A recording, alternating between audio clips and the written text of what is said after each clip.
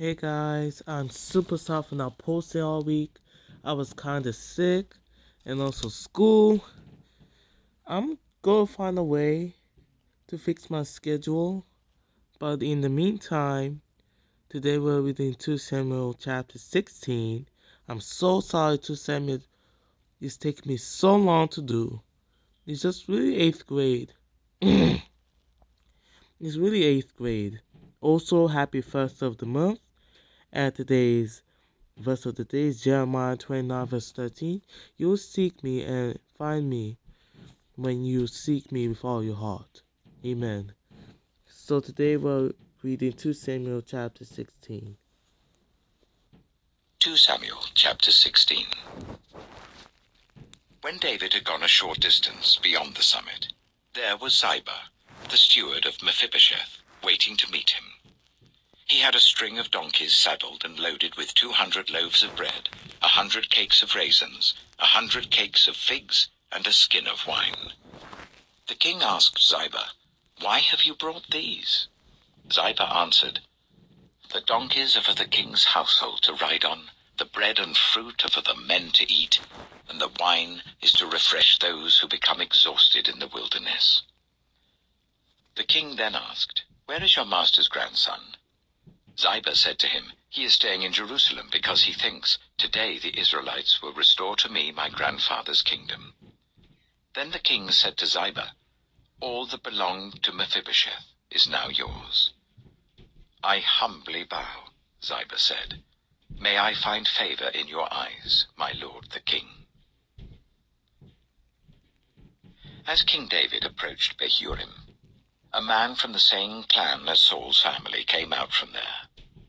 His name was Shimei, the son of Gera, and he cursed as he came out.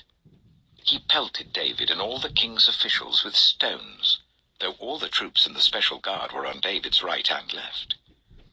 As he cursed, Shimei said, get out, you murderer, you scoundrel. The Lord has repaid you for all the blood you shed in the household of Saul, in whose place you have reigned. The Lord has given the kingdom into the hands of your son Absalom. You have come to ruin because you are a murderer." Then Abishai, son of Zeruiah, said to the king, "Why should this dead dog curse my lord the king? Let me go over and cut off his head."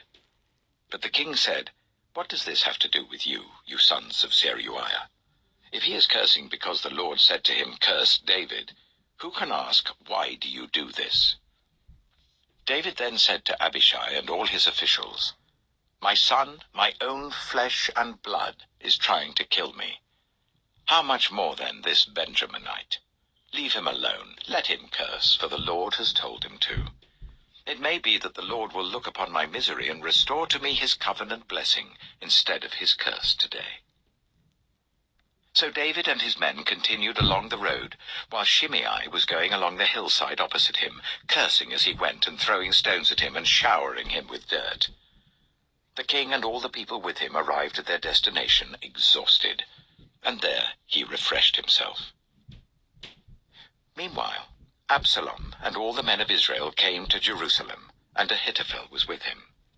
Then Hushai the Archite, David's confidant, went to Absalom and said to him, "Long live the king! Long live the king!" Absalom said to Hushai, "So this is the love you show your friend? If he's your friend, why didn't you go with him?" Hushai said to Absalom, "No, the one chosen by the Lord, by these people and by all the men of Israel, his I will be, and I will remain with him. Furthermore, whom should I serve? Should I not serve the son? Just as I served your father, so I will serve you." Absalom said to Ahithophel, "Give us your advice. What should we do?" Ahithophel answered, "Sleep with your father's concubines, whom he left to take care of the palace. Then all Israel will hear that you have made yourself obnoxious to your father, and the hands of everyone with you will be more resolute." So they pitched a tent for Absalom on the roof, and he slept with his father's concubines in the sight of all Israel. Now in those days, the advice Ahithophel gave was like that of one who inquires of God. That was how both David and Absalom regarded all of Ahithophel's advice. Amen. So that's 2 Samuel chapter 16. And tomorrow we'll go read 2 Samuel chapter 17. I'm going to end the video there.